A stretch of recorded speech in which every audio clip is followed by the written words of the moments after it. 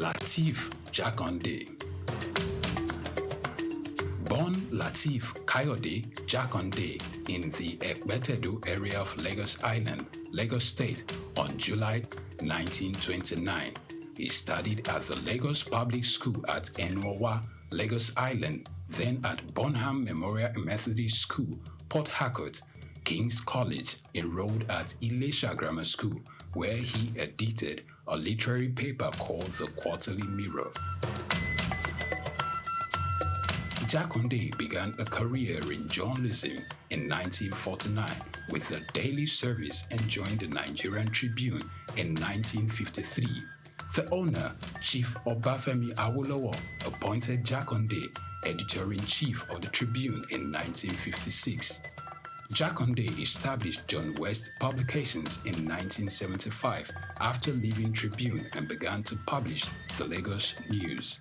He served as the first president of the Newspaper Proprietors Association of Nigeria, NPAN. Jakande ran for election as executive governor of Lagos State in 1979 on the Unity Party of Nigeria platform. His administration was effective and open and implemented the cardinal policies of his party. He introduced housing and educational programs targeting the poor, building new neighborhood primary and secondary schools, and providing free primary and secondary education. He gave poor people's children education, and many of them are now very prominent in the society today. Jakande established the Lagos State University and constructed over 30,000 housing units. After the military takeover in 1983, Jakande was charged, prosecuted, and convicted of treason and later pardoned. He served as Minister of Works under the Sani Abacha military regime. He died in Lagos on February 11, 2021. Lateef Jakande was the first civilian governor of Lagos State. Lateef Kayode Jakande, Souq Enlightenment. At the Africa Development Studies Center, ADSC, we are committed to driving sustainable growth and development across Africa through innovative training and research. Our mission: empowering leaders, policymakers, and professionals with the tools they need to create lasting change. With customized training, dynamic research programs, and study exchanges on leadership, management, and other critical development topics, ADSC offers a platform for exchanging cutting-edge ideas and global best practices. We provide comprehensive services in research and consultancy, capacity building and training, education programs, publishing, and knowledge sharing. Our esteemed faculty, composed of seasoned experts and researchers, ensures a learning experience that is insightful and practical. We specialize in policy development, implementation strategies, and monitoring and evaluation. At ADSC, learning is engaging and enjoyable. Our unique methodology includes talks, interactive exercises, games, video screenings, and lively seminar discussions, all in a comfortable and friendly environment. For more information, email us at info@adstudiescenter.com or call +234 912 039 2362. Visit our website www.adstudiescenter.com to explore our programs and upcoming events. Africa Development Studies Center, rethinking development for Africa. Take Nigeria because it's the mind that needs to first of all be rebranded. Idris said he's going to be putting Nigerian labor, Nigeria content and materials first. If we say Nigeria first and it is just us down here that, are pushing that agenda, it's going to be a big struggle. Do you think Nigerian firms, Nigerian organizations should start looking at getting their staff involved in this market or buying to keep for their staff? Within this side, let's also learn citizen diplomacy. See something.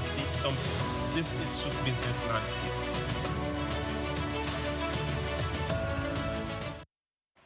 Good day to you and welcome to Souq Business Landscape, where we decode Africa's fast evolving economic and policy terrain. Today we examine pivotal developments shaping Nigeria's business and development outlook, from ambitious energy reforms aimed at delivering power to millions to shifting trade alliances and U.S. tariff threats and tightening travel policies by key global partners. These stories capture the interplay of policy, diplomacy, and market dynamics. What do these mean for businesses, investors, and Nigeria's quest for inclusive growth? Let's dive in. Good morning, good afternoon, good evening to you, not to Doc actually. For Doc, I would say good afternoon. Good afternoon, Frey. Pleasure to be here this afternoon again. Yes. Good afternoon to you, Lumide. Good afternoon, Priya. Yes. It's a pleasure to be part of this discourse. Yes. Let's dissect some of the issues shaping the continent. Exactly. I can see Doc, doing like this. Are you cold? I'm only afraid. Okay. Whether I will survive. Well, for those of you who don't know, currently in Nigeria, it's a cold season. Yes. It's not snowing yet, though, but it's just the rainy season, and it's better than when the sun is harsh. So first, it's on energy. Our story, first of all, is on energy. Nigeria has announced an ambitious plan to reform its power sector, requiring 32.8 billion naira to electrify 300 million people across Africa under the Mission 300 Compact.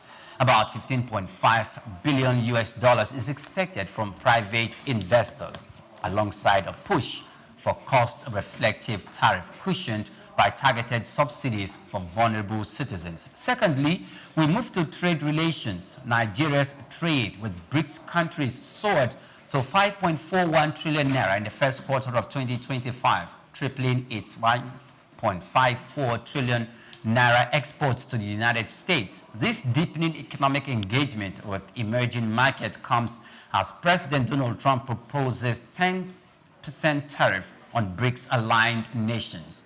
If enacted, Nigeria-United States-bound export could face 24% tariff exposure. And then we take you to travel policy, where the UAE has tightened the visa rules for Nigerians, banning transit visa applications and restricting tourist visas for unaccompanied travelers aged 14 to 45. Applicants over 45 now require 6 months of bank settlements showing $10,000 plus the monthly balances. And finally, on diplomatic policy, effective July 8th, which was yesterday, the United States has restricted most non-immigrant visas for Nigerians to single-entry 3-month validity, replacing prior multiple-entry 2-year visas, citing reciprocity. U.S. officials denied punitive intent, yet Nigerian students, business travelers, and frequent flyers fear high costs and administrative burdens. These are what we intend to do justice today, but we will be doing that after we return from this break. Do join us again. Take Nigeria, because it's the mind that needs to first of all be rebranded. Idris said he's going to be putting Nigerian labor, Nigeria content, and materials first. If you say Nigeria first and it is just us down here that, are pushing that agenda, it's going to be a big struggle. Do you think Nigerian firms, Nigerian organizations should start looking at getting their staff involved in this market, or buying to keep for their staff? Within this side, let's also learn citizen diplomacy. See something. This is Souq Business Landscape. Idumota Market. Eko Idumota, once a residential neighborhood, is home to Idumota Market, located on Lagos Island. It is one of the oldest and arguably one of the largest markets in West Africa. Idumota is a historic neighborhood adjacent to the Lagos port that facilitated the slave trade and later, under the British indirect rule, it surrounded to exports that fueled the colonial enterprise. Idumota was also the location of an armed forces remembrance cenotaph called Soja Idumota, built as a monument to Nigerian soldiers who served with the West African Frontier Force. An Eyo Masquerade statue and a clock tower are also some monuments at Idumota. Idumota Market is so popular that large sales are recorded as early as 7 a.m. The market is made up of hundreds of locked-up shops occupying several multi-story buildings, with some measuring about 5 or more floors. In 2010, the Lagos State government demolished some illegal structures in order to improve vehicular and human movement in and around the markets. During weekdays, the neighborhood of Idumota is densely populated by shoppers, traders, and bus passengers. From the Carter Bridge, ascending into Lagos Island, passengers can see the neighborhood before disembarking at their final destination. Idumota Market accommodates the substantial inflow of imported goods. The bulk of import from abroad are routed first through Idumota and then on to other markets through Nigeria and other West and Central African countries. The energy of private Idumota traders and wholesalers facilitate this activity, where millions of US dollars worth of wholesale is exchanged daily. Idumota Markets, Souq Enlightenment. Anthony Onyemachi Elumelu was born on the 22nd of March 1963 in Jos, North Central Nigeria, to Susanna Dominic Elumelu, originally from Delta State. Tony earned a degree in economics from Ambrose Ali University, where he laid the foundation. Take Nigeria because it's the mind that needs to first of all be rebranded. Idris said he's going to be putting Nigerian labor, Nigeria content and materials first. If you say Nigeria first and it is just us down here that, are pushing that agenda, it's going to be a big struggle. Do you think Nigerian firms, Nigerian organizations should start looking at getting their staff involved in this market or buying to keep for their staff? Within this side, let's also learn citizen diplomacy. See something. This is Souq Business Landscape.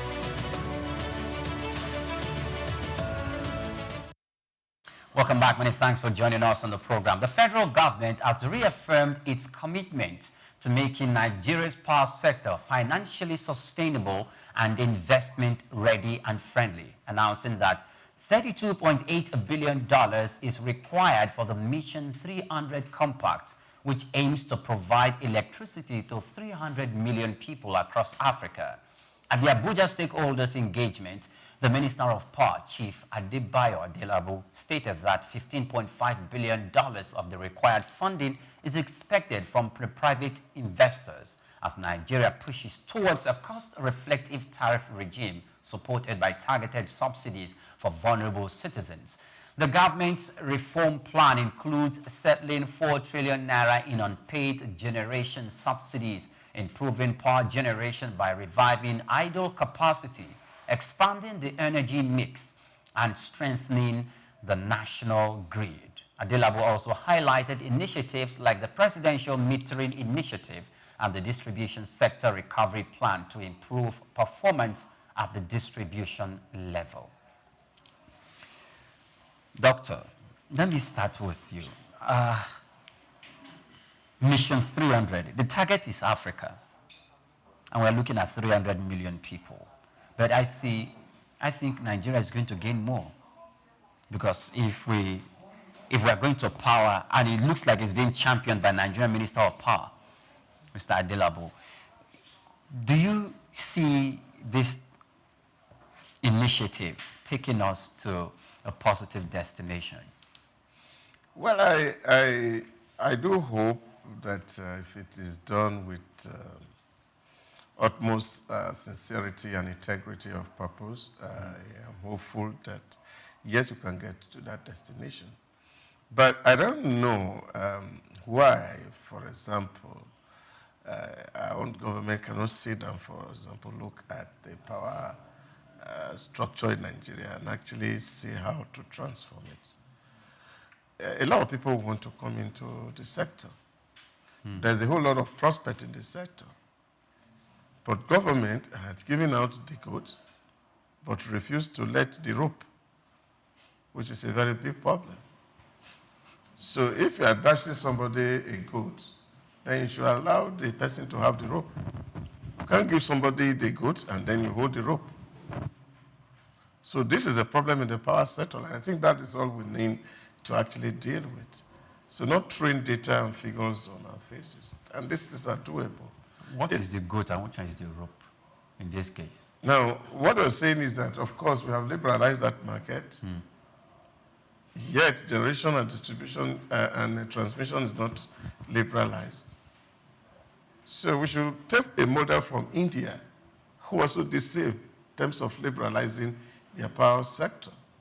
What India did was that India set up generation, transmission, and distribution, and then a power trading company, all in the hand of the private, non-government. So the private is driving the entire process. They bring in the money, they invest in it, they determine how much they want to sell electricity, and people buy electricity. And then they make their profits. And now Indians supply electricity to 4 neighboring countries, having been self-sufficient inside. That's over 4.4 billion people. That's 300 million people we're talking about. Maybe probably Nigeria and Niger Republic, Benin Republic. That's what we're talking about. So the problem here is the fact that the federal government said, oh yes, on the one bright, we want to take away subsidy. In order to let the market forces determine the distribution of electricity. They should also allow the same market force to determine the generation and transmission, in which case all these losses and wastages that is coming in between generation and distribution, that gap will be covered, because no private businessman will want his power to be lost. So if government takes hand off it, pay all its debt to distribution company, and then stay as an unbiased regulator in the electricity sector, like NERC is currently doing, then we'll have the perfect electricity sector. Energy issue become a thing of the past. And I think this president has enough will to actually wade into that area and ensure that we democratize the space and let people participate, generate electricity, and the government don't need to commit any naira. We don't need to borrow more money to do this. We don't need to be looking for where we get additional money to fund this. Private sector bring in their money, they do their business, and they make their profit, just as we are seeing petroleum industry now as it's working. People are investing and they are making their money, and government does not need to control it. All that you need to do is set parameter on which this market will play and adjust it to global best practice so that, of course, we are not defrauding the citizen, and, of course, you are not also hamstringing the people who are participating in that sector. And I think that is the way to go for me. Okay, thank you very much. Because one of the few things I was able to get from, this whole saga is that there's also a plan for transitioning to this, in the sector to fully cost-effective regime, and that means that if the targets are made, the other targets will be economically vulnerable people. They need to bring in subsidies for people who are economically vulnerable, that will not have the economic power to be able to maybe pay the bill. There's going to be some form of subsidy for them. And we know that there's currently... Yeah, India, that's why I say that India is a perfect model to copy. What India did, they spent $1 billion US to number their people and gave everybody a card. Every citizen has a card with a social security number attached to it. And by that, government is able to figure out who is actually poor. In the case of India, they looked into the database and saw that there were 300 million poor Indians. In 1.4 billion. In 1.4 billion people who cannot afford electricity, who cannot afford gas. And government decided that, look, we're not going to pay a subsidy to companies. We're going to pay subsidy to these individuals that are very poor. We are not going to affect the market price. What is the price that government is selling? Government is selling today at 50 naira, Abi. Now, the real market cost effective price is 200 naira. And government sent the balance 150 naira to the account of these 300 poor Indians to be able to buy gas and buy electricity, and not to companies. Okay. And in that way, the people on the street are the one who generally is used as an excuse for the argument for subsidy, because the subsidy really don't get to them, which is what the argument has been in Nigeria. But we need to do a thorough registration to know who is truly poor in Nigeria, who cannot afford electricity, and who government should be subsidizing. Not based on location where people live, which we currently do, and say you have some people who live in this area, they don't have so much money, but you discover there are some people who are living in Ajegule that may be more wealthy than the people who live in Ikoyi. So you can't use geography to determine that. You have to look at what is in their bank balance to be able to say, okay, this person can afford A or X, or what the source of their income or revenue is on an annual basis. This is what India has done effectively very well. And I think we can just copy that model, cut it and paste it, and solve our electricity problem. Great. Olumide, your perspective. All right, thank you very much. This initiative is actually good initiative. Of course, it will help transform education, healthcare, agriculture, and industrialization across Africa. But let's look at it.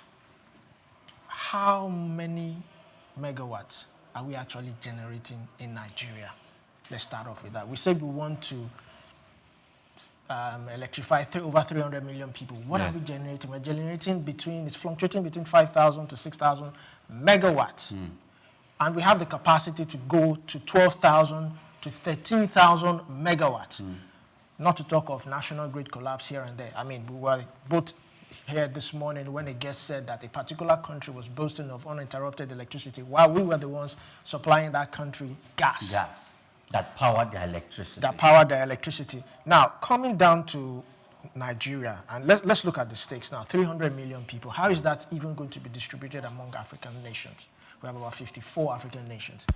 Now, some nations can boast of 98 to 100% electricity access. So maybe they might get the lesser share.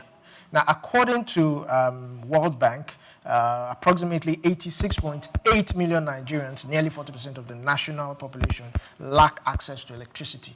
Now, if you divide 300 million by 54 nations, what you will get is about 28 million. And if you divide that, again, among 36 states, it's less than 700,000. But like I said, some nations have 98 to 100% access to electricity. So maybe some nations might get more. But, I mean, look at the math. So how are we going to actually achieve that? How are we even going to boost off electricity generation? Just like Doc said, you remove the goat and the rope analogy. So how are we going to actually do it? It's not just coming up with some data. Then again, where is this data generated from? Where was it gotten from? Just like Doc said, we have not really had a natural, or shall I say, an accurate census in this country to actually be able to determine. Because if we're even going to do metering, how will we be able to achieve that? It's a whole lot. So I think we first need to go back to the drawing board and see.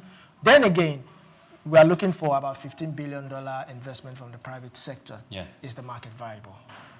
Is the market viable for private investors to jump in? To join in. Do we have investors coming? Yeah, but look at it. Who are this? You say private sector print gain 15 trillion. So you are providing about $17.5 billion dollars to that. So where is the $17.5 billion from? Is it going to be a borrowed loan? How maybe you take his hands off? And I think that for me is what it is. Doctor, they are banking. I want to tell you something they are banking on. The World Bank funded distribution sector recovery plan that is meant to go into that. Yeah, but we should and not. equally, it's the presidential metering initiative. We should, these things, see, your house cannot be burning. And then you are dancing and just go in the street.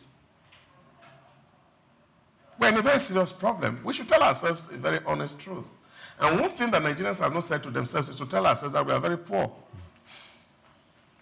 We are poor people.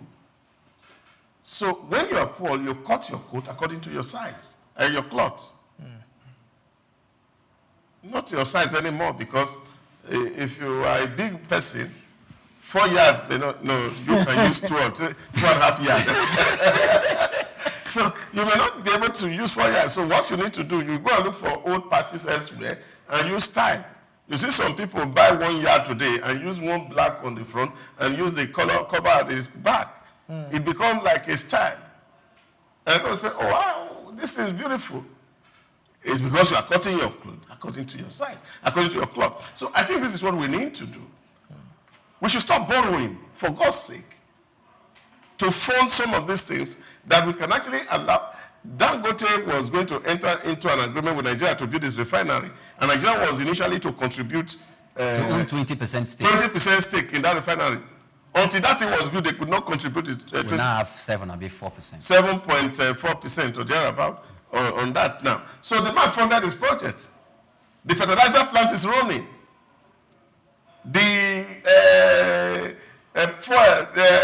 jet fuel is running. The whole process is up to about 85% functional. Government can allow private individuals who have resources to do business, make their money, pay tax to government to support some of our social services. And I think this is where people are talking about, do government really have business doing business? Okay. So if we cannot manage state-owned enterprises well, why are we holding on to them? Except that there are some few who are inside, who believe that it's their birthright to continue to collect money. You can imagine the humongous amount that is said in a Kaduna turnaround maintenance. The man who's supposed to be MD of that place, EFCC is quoting him over 84 billion naira for a refinery that is not dropping one drop of gas or diesel or petrol or kerosene. Okay. So these are issues. So when we see that the electricity area is not working, we allow those people who have the expertise, who have the competence, open bidding process, let people come and take part in the bidding process. We evaluate their competencies, we look at their financial standing, are they able to fund this project, and if they show capacity, we allow them to run it and make their profit. So the generation sent to those who are transmitting, the transmitter sent to those who are distributing. So nobody's telling anybody any story. If you can't pay for electricity, like the federal government that is owing DISCO 4 trillion, you disconnect them so they can go and buy diesel. It's as simple as that. So everybody is making money and everybody is doing very well. But now you are saying, no, you want to be part of it, but you don't have the money to play. But all you are looking for is to go borrow money. And then, of course, that is done and it doesn't add value to the society. So for me, is that free that sector, let people who have capacity, even if it's to bring other country. For example, United Arab Emirates has been able to deal with electricity issues. You can ask them to come and invest here. India has solved their problem. You can ask them to come and do the same here. On our generation, but of course be an oversight and see that you are overseeing what they are doing and you are doing it very well. So these are what is required. And once we are able to do that, government will need to put money in there. Okay. Doctor, we are built to go to the next story, and this aspect we need to touch about this story before we let go. In the inception of the when President Olusegun Obasanjo became president in 1999 to 2007, there's this word that is always out there that specific, he was coming to transform the power sector because there were plans. And we heard stories like about $16 billion were channeled into power generation because it was looking at really pushing Nigeria towards industrialization. And we all know that without power, any nation talking about industrialization is just paying lip service to that. From that time till now, I can tell that more than $16 billion has gone into the pipeline. Yet we are the way we are. Do you think we can do this for ourselves? Yeah, that's the point I've made. We cannot do it for ourselves. Yes, the former vice president, and I think it was in 2023 campaign season, and he said he was so sorry to Nigerians that they actually had a good plan, but he failed. That's all we are hearing. And I think it's owing off that he failed because they cannot run away from the fact that, of course, those monies were on there. Recently, we saw that President Obasanjo even went to give a witness or a testimony against his own serving minister about the Mambila power plant, that the government was not fully carried along. And that was one man show running. So these are the kind of story you hear from our space. So the way people have seen public service, it's a story, it's a sorry environment. And I think my friend told me a story that really happened. A certain minister was appointed in this country to be Minister for Education. And then, of course, they had a reception for him in Lagos. And when his people came and they told him, and they said, look, you see, congratulations, we are so happy that you got this offer, but realize that this is an Iroko tree. You can only climb it once in your lifetime. So when you climb it, if you are coming down, bring down all the firewood that you will use to cook until your life's end. Okay. Now, that is how we see public service. An Iroko tree, you climb it once, and all the firewood that you need to cook until your life end, you ensure that they are back in your home. So we're actually not there in public service, so to speak, to say we want to solve people's problem. So this is a problem, and this is why these stories will continue to be there. My friend told me some years ago, and he said since he was born, all that we use in campaigning in Nigeria is that we are going to tie road, we are going to give you electricity, we are going to give you water. And none of them has been achieved since independence. Because if they achieve it, there will be nothing to campaign with again. So the politicians are saving this trouble so that they can have something to always campaign with in every election cycle. And I think the time has come that the citizens must also ask that, look, well, we don't want you to do it. Allow private people to do it so that we can have our life, and then you can begin to enjoy the benefit of the taxes that come from it. I see. Olumide, wrapping up with this topic. Well, I think I tend to not want to agree with what Doc said. I think it has to do with leadership capacity. We can actually do it. We just have to have someone who is, like you always say, someone who might seem like a brute, someone who is hard-headed, someone who would rather just make that decision and... whose horse is God. Yes. And remove... and forget about the consequences. I think that's what we need right now, because I believe we can actually achieve this. Well, like Doc has also said, politicians have a way with words, and they know what we want to hear, and they tell us what we want to hear. So until we decide that, yes, we don't want to hear this, we want to actually see it. I mean, since the time of former President Obasanjo till now, power, power, power. Why? All right. Well, in this case, the government should not only give out the goat, but also you should release the rope. You should release the rope, so that those whom he has given the goats to cannot have the rope and lead the goats wherever they want to lead it, and probably do with it as it pleases. We'll move on to our next story. Nigeria's trade with BRICS countries surged to 5.41 trillion naira in the first quarter of 2025, over 3 times higher than its 1.5 trillion naira exports to the United States, signaling a growing shift towards emerging markets. The rise, led by exports to India, Indonesia, and South Africa, comes just as current President Donald Trump threatens 10% tariff on BRICS-aligned nations. If imposed, Nigeria's total U.S.-bound tariff exposure will rise to 24%, potentially pricing its oil and chemical exports out of the American market.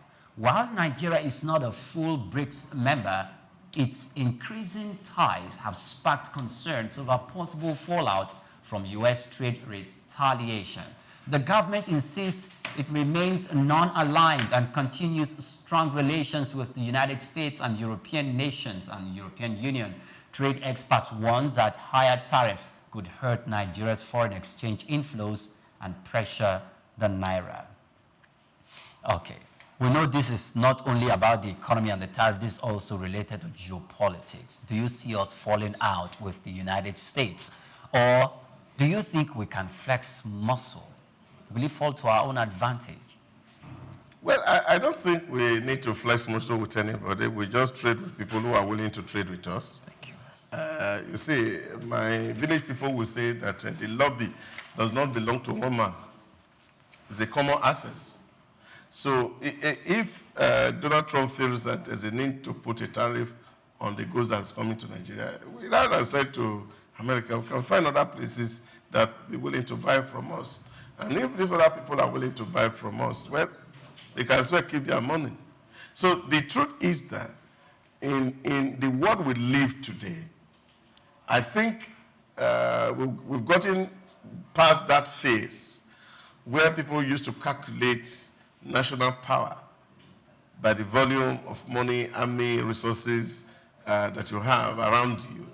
But now it's the ability of people to think. That's where actually the brain power is actually today the soft power for any nation to actually flaunt around.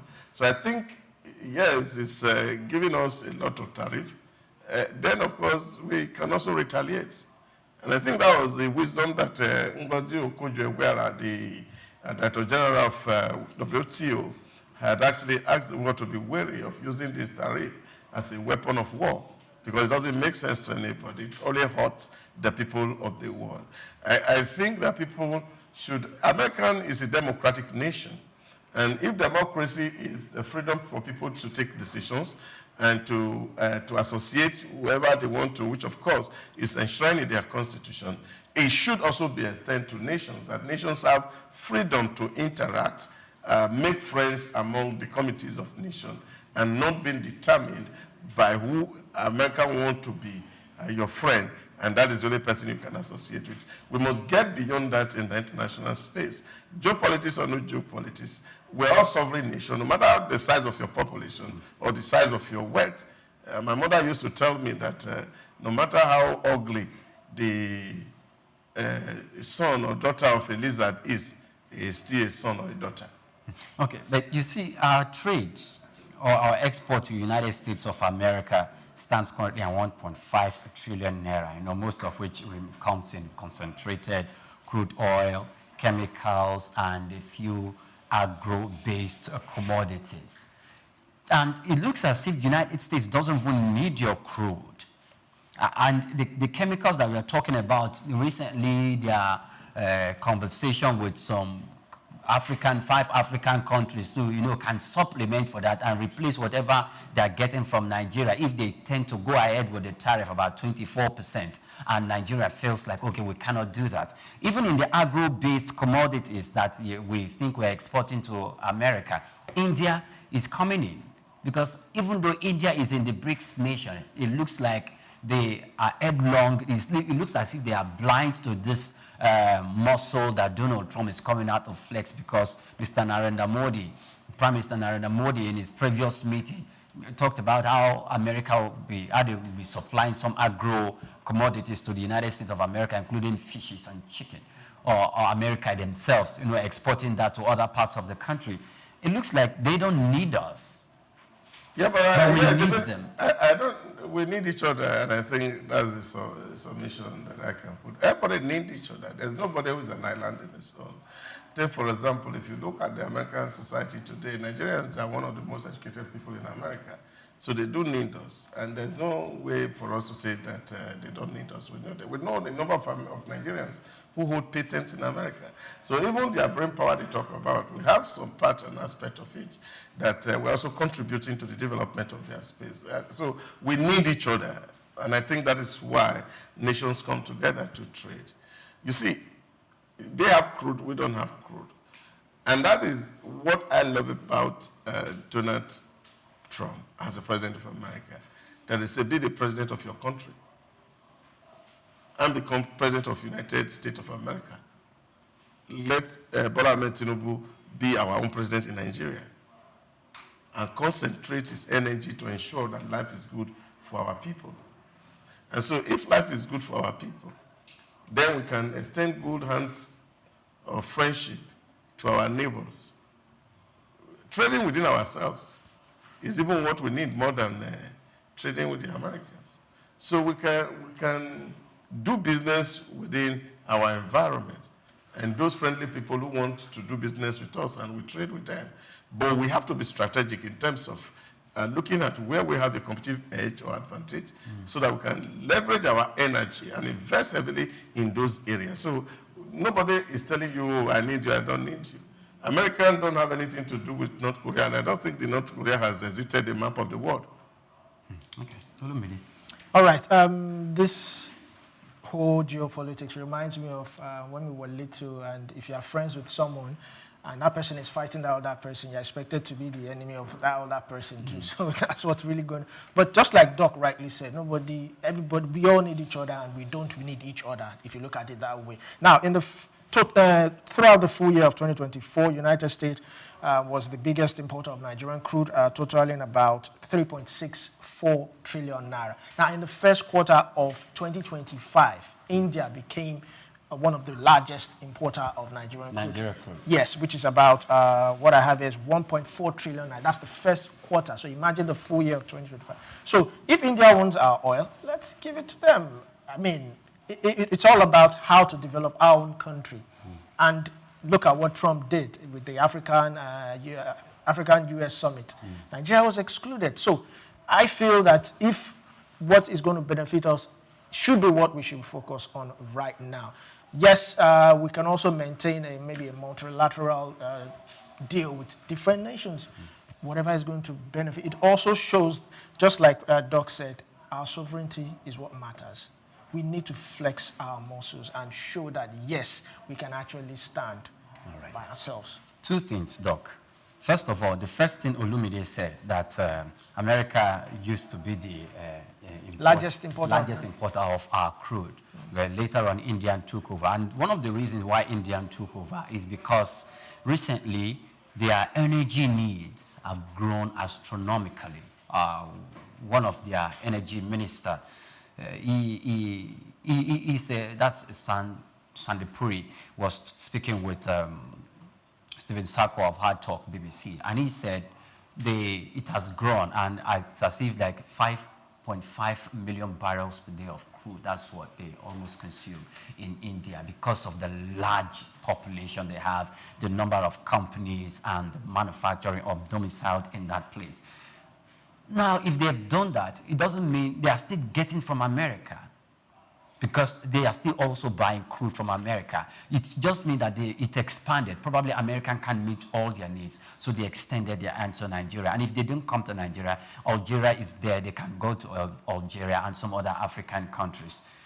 Talking about geopolitics, it doesn't look like we've gotten it right and how to even play or use our soft power as the giant of Africa within the continent to have our way and spread our goods around the continent. Don't you think we have a lot more homework to do to stand in this space than contending with some others whom we think we don't have the wherewithal to do?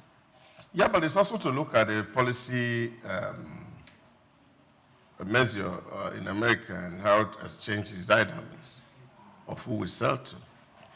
Donald Trump won the election in November, and it was sworn in 20th of January. So it's actually this year he became, it's actually his second tenure. And before this year, you had a Joe Biden regime that really was not willing to sell crude, but rather to buy more reserve.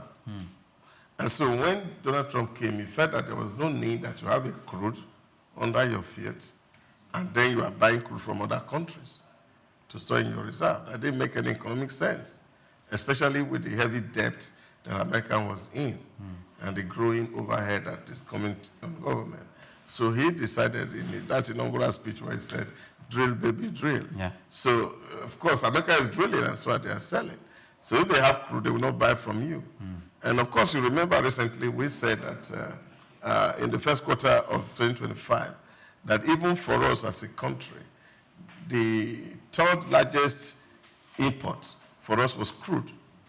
And it was mostly from the US because of the operation of the Dangote refinery.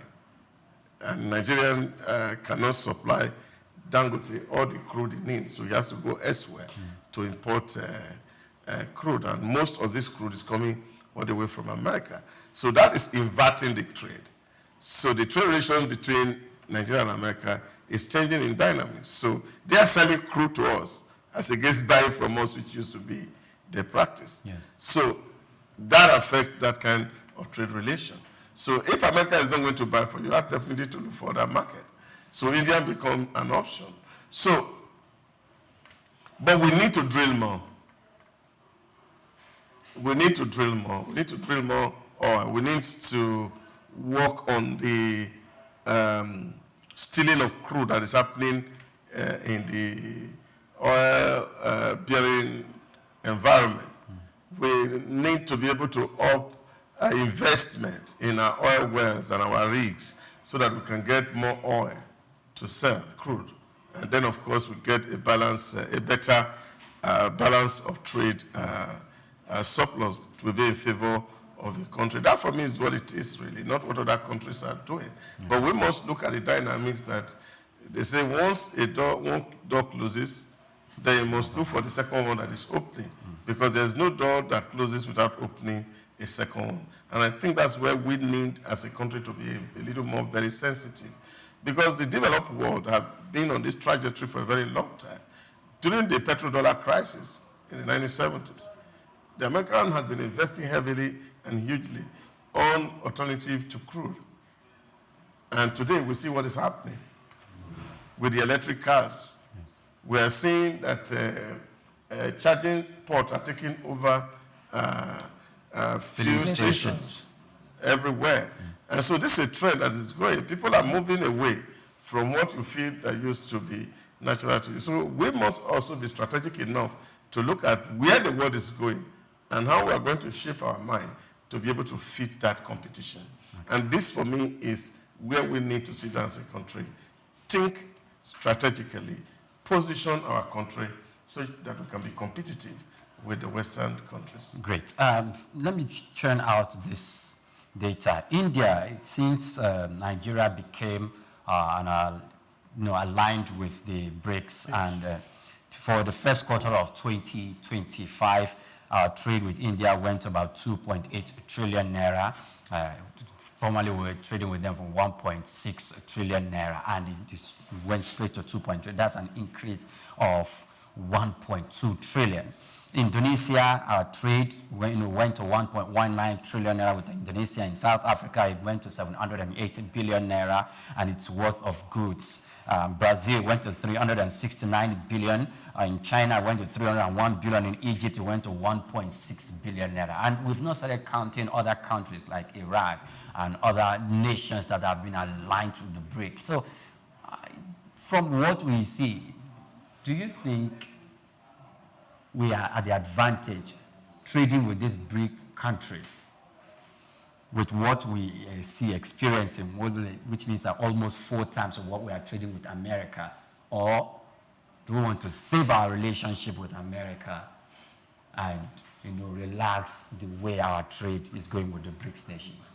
Well, I think most of this sanction arose from the fact that our dealings with Chinese tech and, of course, Russian energy firms. That's the basis. But should that mean that we should allow one particular country that preserves itself as a world power to bully us? No. I believe that right now we can leverage on the AFCTA also. Okay. We have so many things we can do. And I believe that if we stay on course, if Africa can just come and unite, we can actually look up to Trump and say, we do not need you. Okay. Well, you've said it. We do not need you. In this case, we're going to break. By the time we return, we will be going to the United Arab Emirates and, of course, back to America. And all of this had to do with visa. Stay with us. It's Souq Business Landscape. I'll be back in a moment. Take Nigeria because it's the mind that needs to first of all be rebranded. Idris said he's going to be putting a Nigerian label, Nigeria content and materials first. If you say Nigeria first and it is just us down here that, are pushing that agenda, it's going to be a big struggle. Do you think Nigerian firms, Nigerian organizations should start looking at getting their staff involved in this market or buying to keep it for their staff? Within this side, let's also learn citizen diplomacy. See something. This is Souq Business Landscape. The Trump administration has once again thrust U.S. immigration policy into the global spotlight with the recent announcement of a new voluntary self-deportation program that offers a $1,000 stipend to undocumented immigrants who agree to leave the country on their own. This incentive-based strategy is a calculated shift from the traditional, more aggressive deportation measures and is already stirring debate among policymakers, immigration advocates, and the public alike.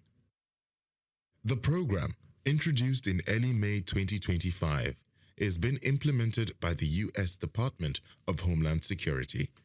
It allows undocumented migrants to register for voluntary departure using the CBP-1 app, after which they will receive a government-funded flight and a $1,000 stipend upon confirmation of their exit. Homeland Security officials argue that this move is designed to save taxpayers significant amounts of money. According to data provided by the DHS, a forced deportation process costs the government an average of $17,121 per individual. In contrast, the stipend program is seen as a cost-effective alternative that also reduces the strain on overcrowded detention centers and court dockets. This new measure is a part of a broader, intensified effort by the Trump administration to curb illegal immigration and tighten control over the U.S. southern border. Since returning to power, President Trump has reinstated several policies from his first term, while introducing new ones aimed at deterring undocumented migrants. Deportation numbers have surged, with nearly 66,000 individuals removed from the U.S. within the first 100 days of his new term. Family detention centers, once heavily criticized for their impact on children, have been brought back into operation, while legal aid for unaccompanied minors have seen severe cuts. These developments come at a time when the United States is experiencing a historic high in its foreign-born population. As of 2023, nearly 47.8 million immigrants were residing in the U.S., with an estimated 11 million of them undocumented. Many of these individuals have lived in the country for over a decade, raising families and contributing to the economy. Immigrants, regardless of status, are a vital part of the U.S. labor force, contributing billions in taxes and significantly shaping industries such as agriculture, construction, and caregiving. Critics of the $1,000 self-deportation offer argue that the program may oversimplify the complex reasons behind undocumented migration. Many of those targeted by the program have deep roots in the U.S., including U.S.-born children, community ties, and long-term employment. Human rights organizations warn that such policies, while less aggressive on the surface, may pressure vulnerable individuals into making life-altering decisions without legal representation or full knowledge of their rights. There are also concerns about the ethical implications of offering monetary incentives for departure, particularly in cases involving asylum seekers or those fleeing violence. From a strategic standpoint, the administration insists that this approach is a practical way to reduce the migrant population without resorting to mass raids or extended detentions. Supporters say it offers dignity and a choice to undocumented migrants while protecting national interests. However, immigration experts question the actual effectiveness of the program, noting that similar efforts in the past have yielded limited results. The offer of $1,000 may not be enough to motivate individuals who have risked everything to seek better lives in the... Take Nigeria because it's the mind that needs to first of all be rebranded. It said he's going to be putting Nigerian labor, Nigeria content and materials first. If you say Nigeria first and it is just us down here that, are pushing that agenda, it's going to be a big struggle. Do you think Nigerian firms, Nigerian organizations should start looking at getting their staff involved in this market or buying to keep for their staff? Within this side, let's also learn citizen diplomacy. See something. This is Souq Business Landscape.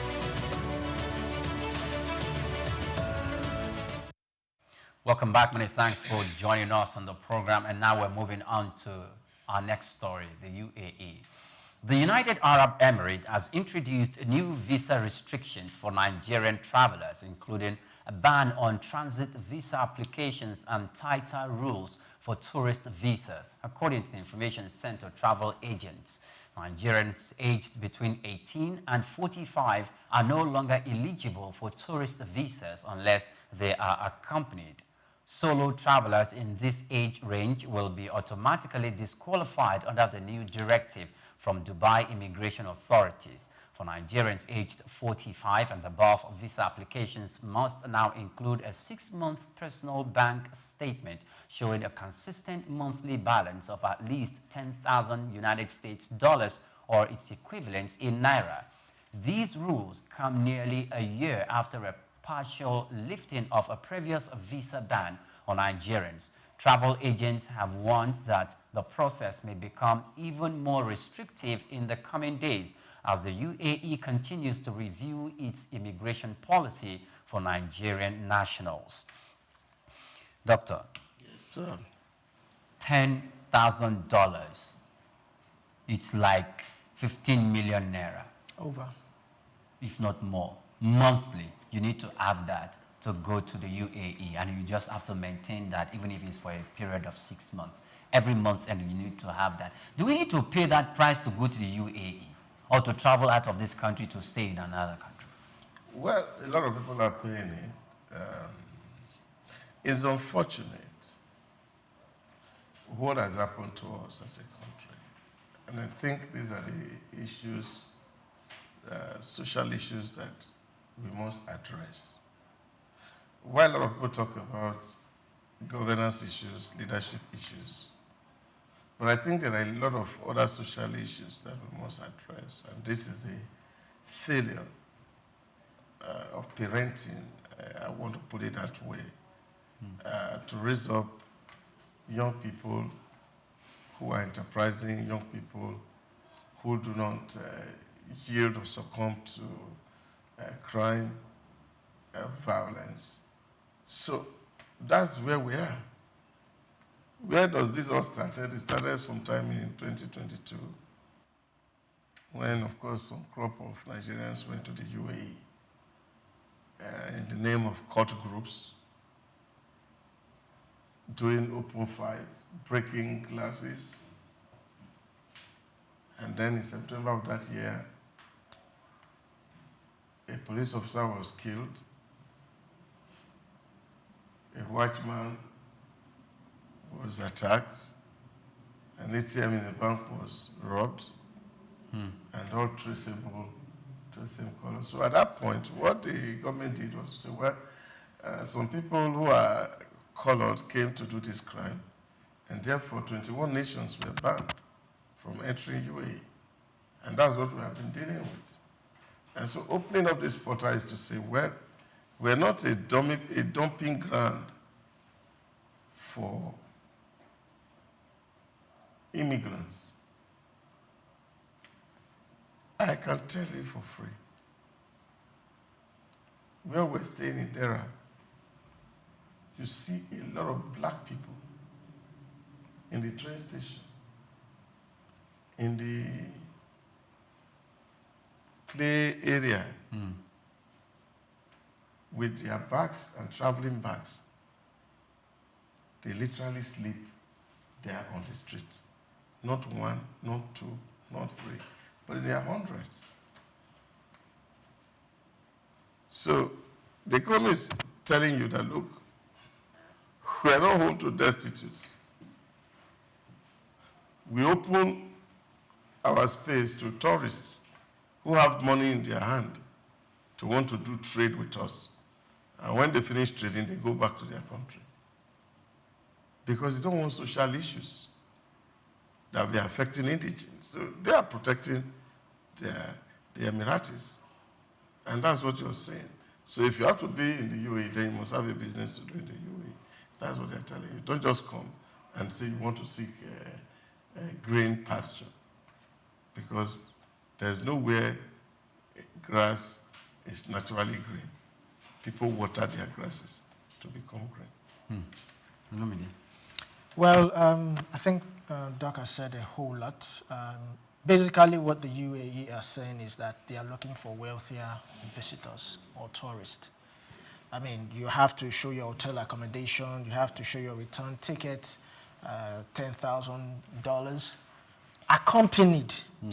That's between 18 to 25. So all this is just to put in place that the fact that they do not want destitute migrants. And I think it also boils down to whether or not Nigeria has been able to form a strong bilateral relationship with the United Arab Emirates. Because at the point, we remember the misinformation or fake news that, they've lifted the ban, they've not lifted the ban, and we all thought that everything was smooth. But with this new report... It was actually not fake news. The portal were open to some classes of people, but not to all people who were, because I had a lot of people who are in the UAE. They opened the portal actually, but they were not giving every Dick and Harry the passports. So you have somebody who has so much money in the bank who can guarantee you to enter. They give you visa. So even all those years that you said there was ban, people were still entering to UAE. But depending on the class of people that are entering UAE, the people who can enter today are actually people who unfortunately may not have so much in their hand. Because getting a 10,000 bank balance on your card is not a child's play. Yes. So, but it's unfortunate the fact that some people went there and started misbehaving, practicing what you know as cultism and all that, thereby affecting the good ones, because I have friends who are actually over there working legally. So this, would affect any other person's chances of wanting to go to the United Arab Emirates or seek employment and all that. I don't know, but from the data available to me, from around 2023, United Arab Emirates made over $51 billion from just tourists alone. 2024, it rose to about between 61 and $64 billion. So I don't know how this would affect or whether they even care. Whether it will affect them or not. But it's rather unfortunate that, charity begins at home, and we have not really practiced charity. We are just going about, I wouldn't want to use embarrassing ourselves, but it's what happened. It's what has led us to this. Okay, but Doc, I want to treat two issues. The first of one is, between that 2023, when Mr. President just came into office, he looked at it that this is one of the issues he wanted to tackle. He was so in front of him that he wanted to take care of it. And Nigerians were thinking he had taken care of it. That's number one. Number two is this. We have foreigners who also come into Nigeria to commit crime. We have some Pakistanis in Nigeria, some Lebanese in Nigeria. That may not be crime per se, including Chinese. That may not be crime per se. It's not the kind of crime like fighting and cultism. They go into the 419ing and the internet fraudulent acts. They do that. They are not Nigerians. And most of them have been caught by the EFCC, the ICPC, and sometimes the police officers, including others, people of color and people not of color coming to Nigeria to commit this crime. We have never for one, go out, like restricting them from coming to our country. Why do we keep doing it that way? Is it because we need them to come in? If I might add also, at the point United Arab Emirates published list of financiers of terrorism, what did your government do about it? Well, let me allow Doc to respond. Well, I think every country has its own policy for immigration or immigration. Nigeria has its own policy. And it will surprise you to note that getting a Nigerian visa is one of the most difficult globally. Yes. And that's because we have put a lot of restriction on people who enter into Nigeria. So I don't think it's only from UAE or the US, because we also have refused a lot of people to come into our country. If you compare us with countries like Kigali, Rwanda, that is visa-free, visa on arrival. Our own visa on arrival is also very complex. If you have ever seen those who came in and they are seeking visa on arrival for those things that are. So I think everybody has their migration law. But the point of departure and what eventually we need to actually deal with is that the massive level of criminalities that's coming into our country is a problem. And now it has become, crime has become generic to us. That even other colored people want to commit crime in the name of Nigeria. So you see Pakistani who are appearing, who are calling themselves Nigerian. Yes. And they are committing crime. Crime. Because crime has become synonymous with us. And I think this is where, for me, the national conversation should actually be on. How do we reform the mind of the average person to understand that we can live a very useful life without necessarily resorting to crime? So you get a whole lot of people driven by money value, not just contribution. People just want to earn money. In short, I was talking to an elderly woman on Sunday, and she said to me, this kind of generation, they are very terrible. They want money, they don't want to work. So this is a problem that we are creating for ourselves on the outside. I remember I was in a certain hotel in the UAE, and we had a project and we were working. And in the night we saw underage Nigerians who were actually out to do prostitution in the middle of the night. They were colored people. Were they out Nigerians? Like you could identify them as Nigerians? Nigerian. One of them from Delta, the other one from the Southwest here. So we had to interview them. I said, what are you doing here? And they said, their madam sent them out. And he gave them telephone and they are calling them. They brought them from Nigeria to the UAE to do prostitution. And they sent them out to hotels, different hotels. And they are telling them, look, you can't hide here. They told us this story that they took them to somewhere in Sharjah where these court boys are. And they warned them, if you do anything funny, we will find you out. You won't be alive to tell the story. And these young ones were telling us, oh, they are told their parents they are coming to UAE to hustle. But the hustle, this is what has landed them. And we did everything to see how to move them and send them to Nigerian embassy to see if they could intervene to help out. There are such kind of behaviors that is out there that's giving us a lot of bad names. So this is the thing that you see that is making nations to be wary. Where you have people who want wealth and they don't want work. Or want it simply using up other people's head to make money. So you have a lot of crime activity that is attached to us as a people. So people are wary of us. When we come into an embassy, everybody, police is watching out to see what your passport looks like. If it's green, then of course the interview becomes more severe. It doesn't matter who you are.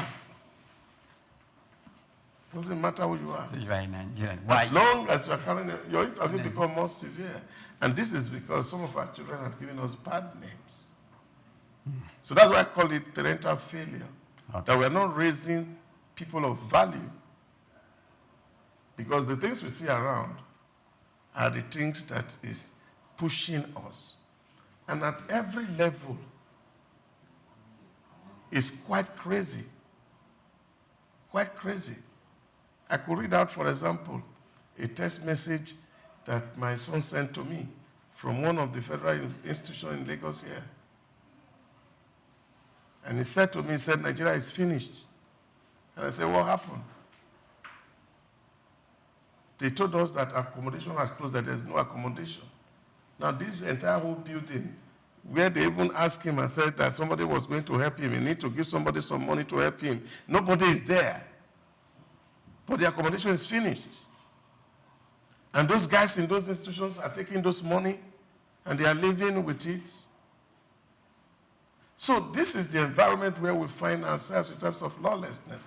You see, I'm asking myself, would the Minister of Education come and stay in a hostel to be seeing what people are doing there? You see, recently we are talking about cut-off point of jump coming to 150 or 160. The reason is simple. Because many people are buying results so that they can get 300, 350 to get to university, and marks that they don't earn. So we need to deliberately work on ourselves. And that is why we are up for sale at every election cycle. With 2,000, with 4,000, our conscience is bought. This is an aberration. And this is why the people who are out there look at us and they say a 45-year-old Nigeria is an idle person.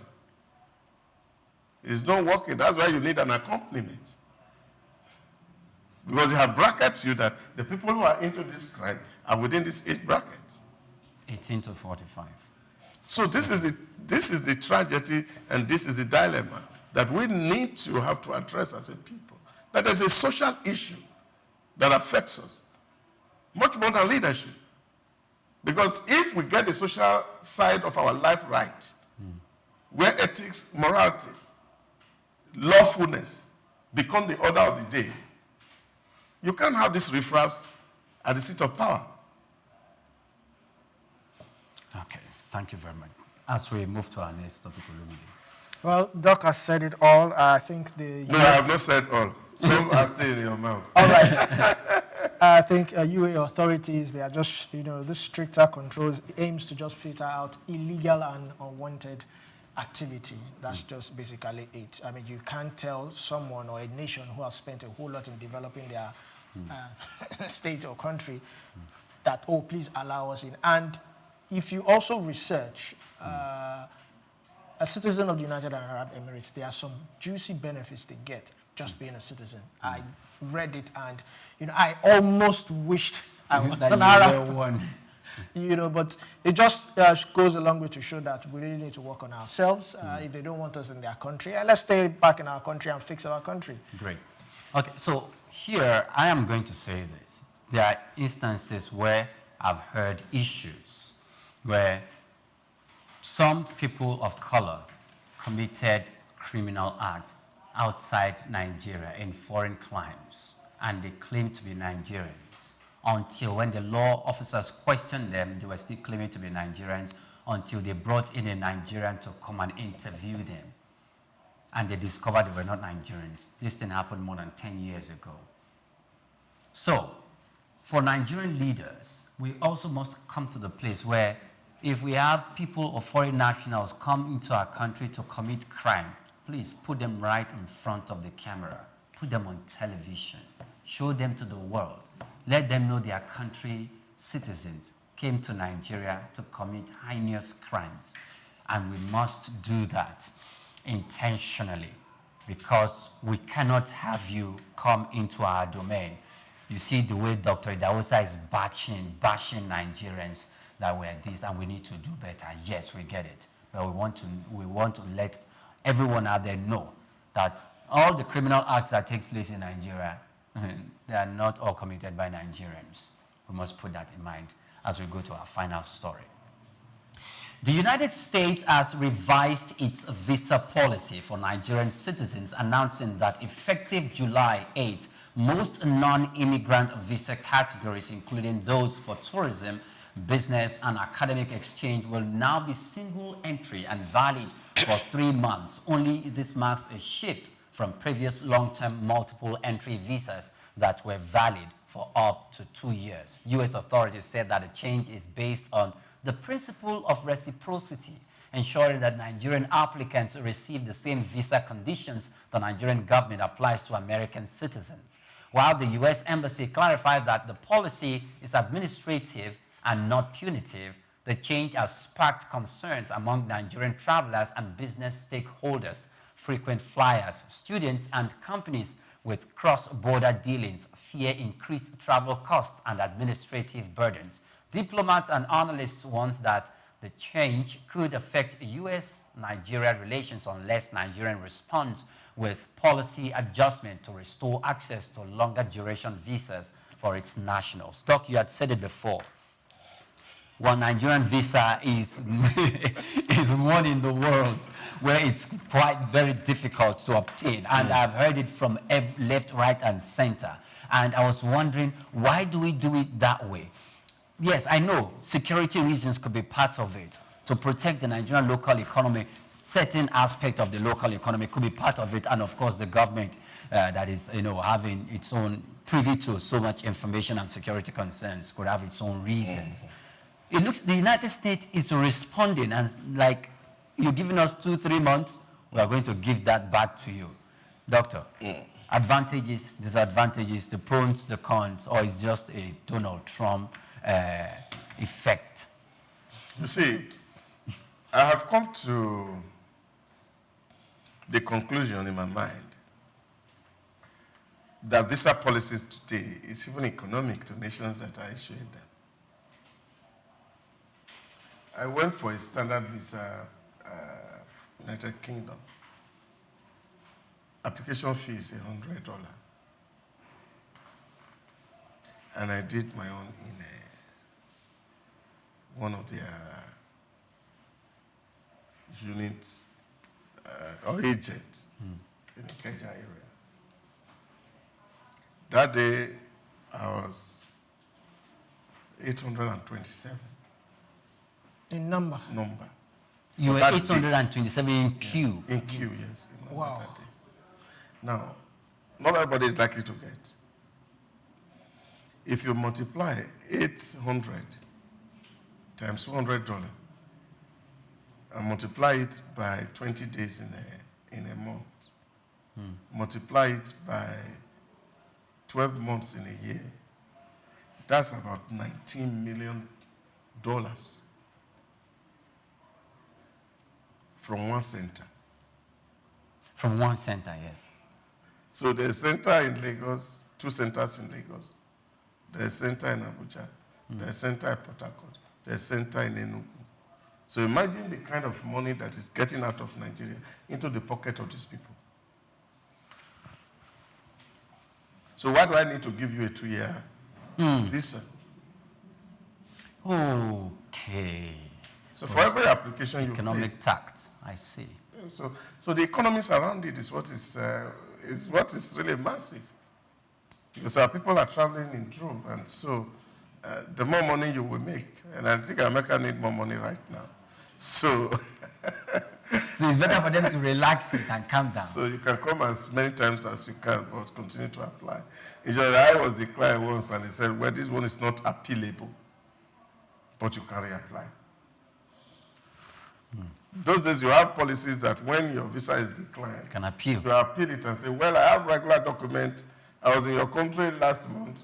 I didn't commit any offense. So what changed? And they say, look, no appeal, but reapply. Give us more money. So for me, there's more economic motives around some of all these decisions. Yes, tit for tat, you can call it. But nations are making so much money from relaxing the rule. As more people come in, bring in more money to your country, the more buoyant your economy becomes, and it's boosting that. And I think that for me is what it's. These people are deliberate, and they need your money, and the only way to do it is that people keep applying. 100,000 people, 1 million people can apply, but maybe you give it to about 10,000 people, then the other one can reapply. And you can imagine this circle of inflow that is coming from the embassy, and they are making resources. So they can do so much. Okay, Doc, before I go to Olumide, it looks like, first of all, sometimes the United States will come out and say, for this period of time, U.S. citizens, please don't go to Nigeria for fear of this, that, and the other. If you're moving, please maintain, formally and corporate known, where security officers, blah, blah, blah, and they give out. And that can put fear in the heart of some people who want to come to Nigeria. Other times, our visa is now difficult for them to get. So can we also put Like, okay, if you're coming to Nigeria, please make sure you have nothing less than $500,000 in your account. Or $350,000. Do we have such restrictions or such, so that we are quite selective on the kind of people coming from those climes? We know they have the investment capacity to come, and not just people who are just, even if they're just going to come for pleasure, what they're going to spend will not be something tangible. Yeah. Well, yes. I think it also depends on where you sit and how powerful that you are. And this is the more reason why we keep calling on ourselves, that we must become more industrious, more productive, more creative, innovative in the way we do things, so that we can begin to add value, and then that's the only way you can compete in the game of the thrones.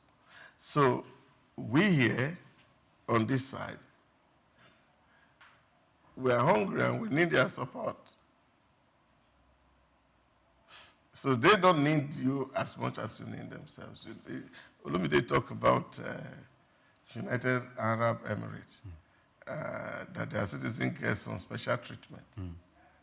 Well, you can call it special treatment, but there are a whole lot of doors that are open. What the United Arab did was the fact that if you want to start a business in UAE, you can't run in alone. There must be a local who is your sponsor or your agent, who takes certain percentage of what comes to your company. Now, it's one-off payment. So if you're registering, they call them sponsor. Okay. And you renew your license of operation every year. So which means every year you pay your sponsor some certain amount of money to do business in the UAE. And that's why you find out in the UAE you have more immigrants than the locals. Population of 10 million or thereabouts. It's only about 1.5 million that are the Emiratis. The rest are non-Emiratis working for these indigents. So they really don't care. So this is a model they have created for themselves. So you as a country, this is why I tell people when they are talking about the local content, I don't know who it has helped. Say people must do it. So I don't know. We have seen models elsewhere where we're having foreigners actually laboring, American Britons, laboring for other countries. The policemen in the UAE, it was trained by the Royal Academy of Police from the UK. They are the one that train them, they are the one that run the police. But it does not take away sovereignty from UAE to United Kingdom. Yeah. So these are the things that we must also look at, that as indigents, we create room for people to come into our country, create that enabling environment where businesses can thrive, and then who benefit eventually is the locals. Just take, for example, once they put a university, for example, in an environment, automatically, if that place was a bush before, it becomes immediately an urban area, developed area. Yes. Because a lot of people come in, activity is happening, people are benefiting, local women are trading, the local people are becoming landlords, and they're able to take rent and all of that. Yes. And that happens, that economic activity starts to really blossom there. That's what happens when you facilitate and you open your doors, that you have people come into your country and ensure, of course, you have put security measures in place to ensure that nobody is doing crime. And then your people benefit. So you don't need to tighten the rope to say, okay, we have to control because these people are controlling. Okay. That are having so much money in their bank account. And you that does not have money in your bank account, you want to do like them, you will only just starve to death. Okay. Well, I think I won't say Doc, I said it all. Please, I have not said that. All right, so I think we all know Trump's disposition about immigrants. It's not today, so I'm not surprised with all this that he's doing. I mean, if you look at the $1,000 self-declaration and all that. So this is what Trump wants. Nigerians have this sort of disposition about wanting to go to the US. I don't know for what reason, but I'm sure you must have heard of situations whereby a certain entertainer or a musician wants to go and perform in the United States, and he gathers people as his entourage, people who he doesn't know. I remember a particular musician, I will not mention his name, he was rejected as a result of that, because when he got to the interview, they asked him, do you know all these people? And he said no, and they rejected him, and he came out to boldly say that his agent actually attached certain people with him and all that. So I think this is one of the reasons why this restriction was brought up. And so basically now it also discourages those who want to travel there. We know of people who go there and they just disappear. So now after 3 months, you have to go back, especially those who go on business trip, tourists and all that. And just like Doc said, it's going to boost the economy. I mean, if you have to reapply all the time, it just shows that we Nigerians need to now look inwards. And of course, to get a Nigerian visa too is not, I mean, it's like going through the eye of a needle, a camel going through the eye of a needle. So what do you expect? I mean, Trump just wants to clean out his country. Clean the state. Yeah, but I don't think that will stop people who want to disappear into the thin air. Well, like they say in my village, the person that wants to bite you does not look at your running nose. He bites it. He still bites it, whether the nose is running or not. So you get into that environment. You don't take 1 month or 3 or 1 week.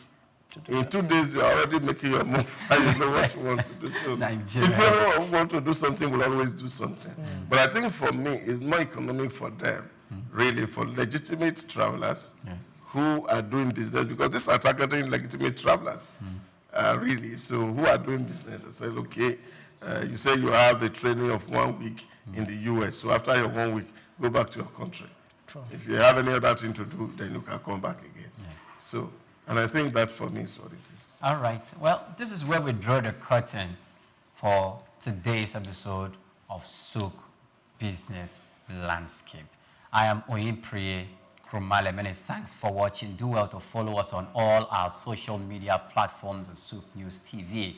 And you can also follow me at Oyinpriye8 on Instagram. Many thanks for joining us. Yes, Doc?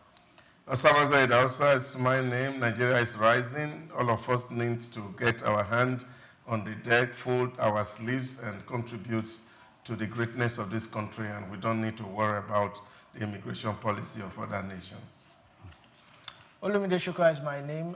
Just like Doc said, if other nations don't want us, at least Nigerians want us. So let's stay back in our country and build it. Well, thanks for watching. See you again another time. Take Nigeria, because it's the mind that needs to first of all be rebranded. Idris said he's going to be putting Nigerian labor, Nigeria content and materials first. If you say Nigeria first and it is just us down here that, you know, are pushing that agenda, it's going to be a big struggle. Do you think Nigerian firms, Nigerian organizations should start looking at getting their staff involved in this market or buying to keep for their staff? Within this side, let's also learn citizen diplomacy. See something. This is Souq Business Landscape.